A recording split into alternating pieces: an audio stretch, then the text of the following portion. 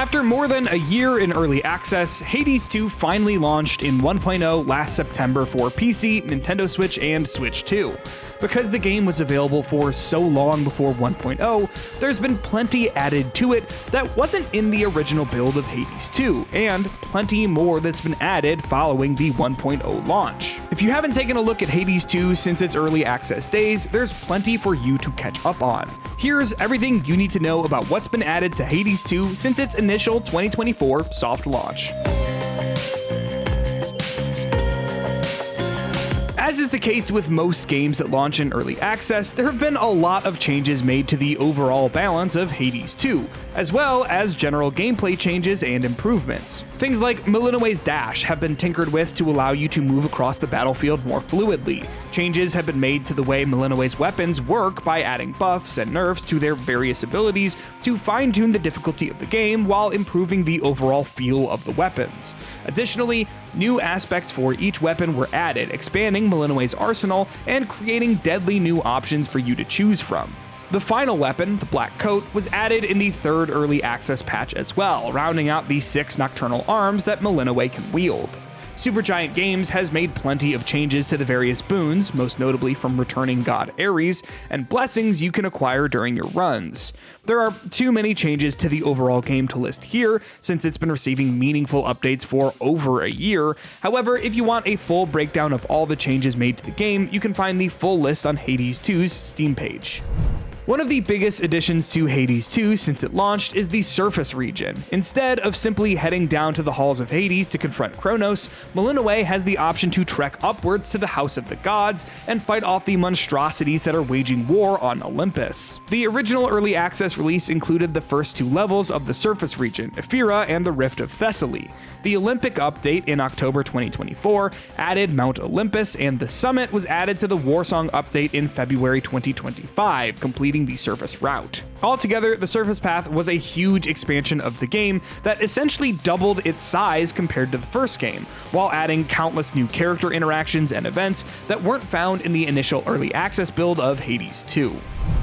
As Hades 2 has grown since its first days in early access, so too has its cast. Now, you can find more gods hanging around Olympus and the underworld than ever before for you to interact with. Gods like Ares, Athena, and Dionysus will come to your aid by offering new boons or by fighting alongside you. In addition to the new gods added to the game, since its soft launch in 2024, Hades 2 has added literally thousands of new voice lines for its cast, expanding the individual character storylines and the relationships between each god. A notable change from Hades to Hades 2 is the addition of familiar animals bound to Melinoe who can help her on her quest to kill Kronos. While the original Hades heavily featured Zagreus' relationship with Cerberus, Hades 2 lets you leave the crossroads with your animal companions, each one with their own distinct abilities. Since it launched in early access, Hades 2 has added several new familiar, such as Gale the Polecat, Hecuba the Hound, and Rocky the Raven. Additionally, when the game launched in 1.0, you can change the look of your familiar by visiting the cauldron and altering familiar form. In October 2024, Hades 2 became available on Mac. While it's not a platform that's typically associated with hardcore gaming, anyone looking to pick up Hades 2 on the Mac can do so if they have a computer with the Apple M1 chip or anything more recent.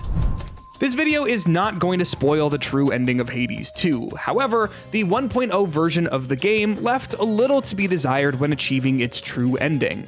As a way to flesh things out a little bit more, Supergiant Games added a handful of new encounters and character moments in the lead up to the events following the true ending. The final scene before the end credits was also updated to enhance the narrative beats of the ending. According to Supergiant Games in the notes for patch 1, the vast majority of the changes are to the underworld route.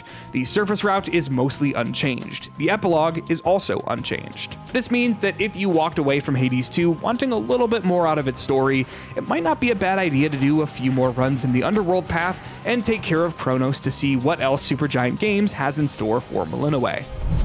If you want to re-experience any of Hades 2's narrative beats, Supergiant added the returning to a real possibility incantation to the cauldron in the Crossroads. There are a handful of specifics that come with performing the incantation, but the long story short of it is that your story progress is reset while keeping the vast majority of your gear. This means you can experience the game's narrative again without needing to start from scratch if you missed any of the new content added since Hades 2 launched.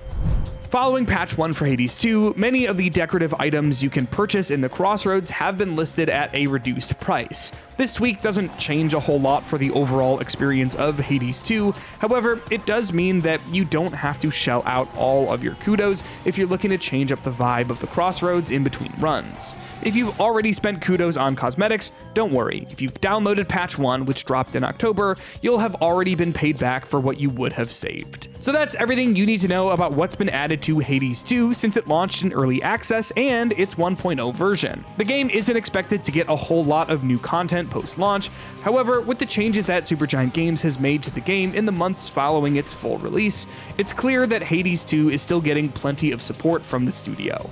For all things Hades 2, make sure to kick it with IGN.